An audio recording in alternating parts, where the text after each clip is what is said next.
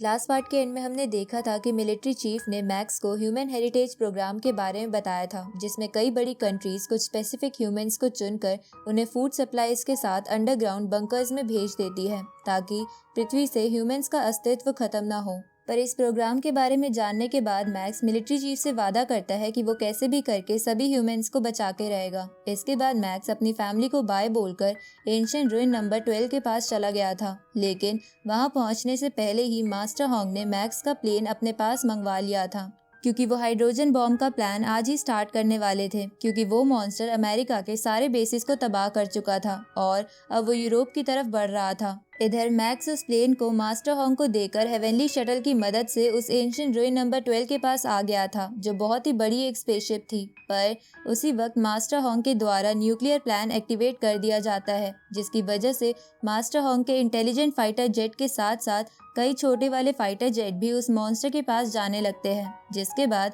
सबसे पहले उनमें से एक प्लेन उस मॉन्स्टर के बहुत ही करीब पहुंच जाता है। अब आगे तो इस पार्ट की शुरुआत में वो फर्स्ट 20,000 टन का न्यूक्लियर बॉम्ब फट जाता है, लेकिन उससे उस गोल्डन हॉर्न बेहेमोथ को कुछ नहीं होता, जिसे देखकर मैक्स सोचता है कि ये 20,000 टन का न्यूक्लियर बॉम्ब इस मॉन्स्टर के लिए बस हवा के झोंके की तरह था। तभी बबाता मैक्स से कहती है कि क्या ये तुम ह्यूमंस का प्लान था। इस तरफ मास्टर होंग दूसरे प्लेन को आगे जाने को कहते हैं, जिसके बाद वो प्लेन धीरे धीरे उस मॉन्स्टर की तरफ बढ़ने लगता है, लेकिन वो मॉन्स्टर उस प्लेन को देखने के बावजूद भी उस पर अटैक नहीं करता। और जैसे ही काउंटडाउन खत्म होके वो बॉम्ब फटता है तो वहाँ बहुत बड़ा धमाका होता है, लेकिन उस मॉन्स्टर को अब भी कुछ नहीं हुआ था, जबकि ये बॉम्ब 1 लाख टन का था। इसे देखकर कमांडर सोचता है कि ये बॉम्ब तो इस मॉन्स्टर के सामने बस एक टॉय की तरह था। इस तरफ मैक्स बोलता है कि ये मॉन्स्टर बहुत ही खतरनाक है, लेकिन इन दोनों बॉम्ब्स ने इसे थोड़ा डिस्ट्रैक्ट कर दिया है। उसी वक्त मास्टर ली शैन मास्टर होंग से कहते हैं कि अब हम अपने प्लान का सेकंड फेज स्टार्ट कर सकते हैं,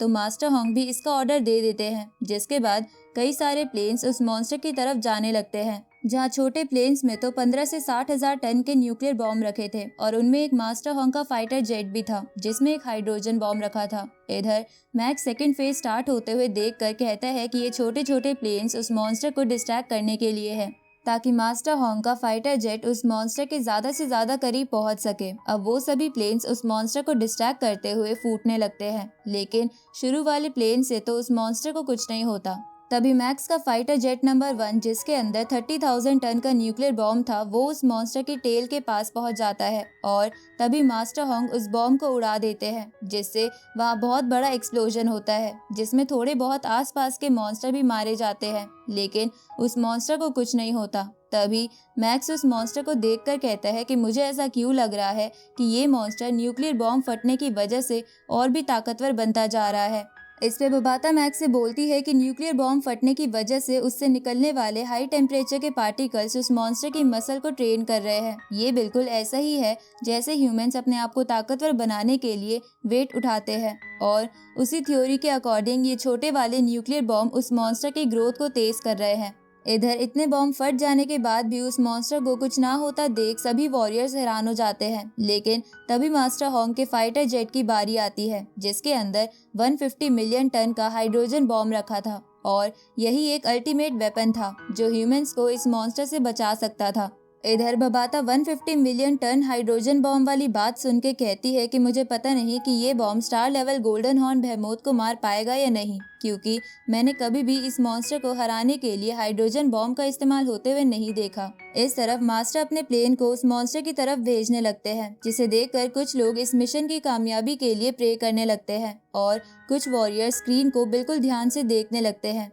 क्योंकि ह्यूमंस को बचाने का यही आखिरी रास्ता था, नहीं तो ह्यूमंस की हालत आर वायरस से भी बेकार हो जाती। अब उस प्लेन के उस मॉन्स्टर तक पहुंचने में सिर्फ 30 सेकंड का ही समय बचा था और ये काउंटडाउन धीरे धीरे कम हो रहा था। साथ ही वो मॉन्स्टर भी तेजी से उस प्लेन की तरफ आ रहा था, जिसकी वजह से वॉर गॉड पैलेस में बैठे सभी लोग बस ये आशा करने लगते हैं कि ये प्लेन कैसे भी इस मॉन्स्टर को मार दे। इधर जैसे ही वो प्लेन उस मॉन्स्टर के बहुत पास आ जाता है तो वो मॉन्स्टर अपने स्टमक वाले एरिया को उस प्लेन की तरफ कर देता है, जिसे देखकर मास्टर ली शैन को कुछ समझ नहीं आता, क्योंकि डेटा के अकॉर्डिंग वो उस मॉन्स्टर का सबसे वीकेस्ट एरिया था। अब 10 सेकंड का काउंटडाउन स्टार्ट हो जाता है और सभी लोग बस उस बॉम्ब के फटने का इंतजार करने लगते हैं कि वो बॉम्ब उस मॉन्स्टर के पास सही तरीके से फट जाए। और ऐसा होता भी है, क्योंकि जैसे ही वो प्लेन उस मॉन्स्टर के बिल्कुल पास आ जाता है तो मास्टर होंग का प्लेन फ्यूजन स्टार्ट कर देता है, जिससे वो हाइड्रोजन बॉम्ब फट जाता है, जिसकी वजह से वहाँ बहुत बड़ा एक्सप्लोजन होता है,